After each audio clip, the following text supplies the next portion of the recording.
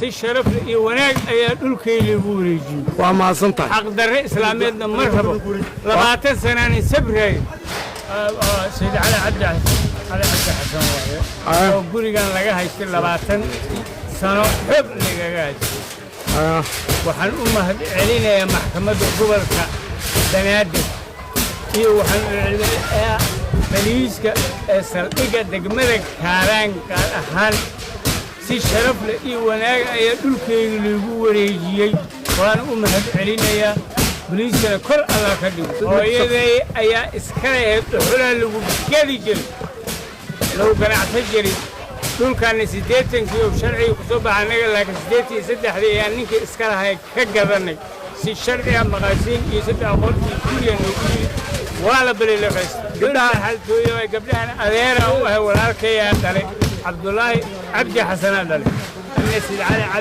علي عبد حسن اللي waa mahadsantiin waa u malaynayaa in aad ku qanacsan tahay shaqada ay maxkamadda ay amarka ka soo baxay oo qaybta barina ay fulisay iyo qaybta guud oo saldhigga Kaaraan oo ugu dambeeyay fulintiisa si sharaf iyo wanaag ayaa dhulkayga lagu wareejiyey. waa mahadsantahay. xaq darre islaameedna ma rabo 20 sanaan sabray waa mahadsantahay. 2015 la duunshay oo ku soo noqday xasan cismaan maxamuud nin la yiraahdo waa mahadsantahay.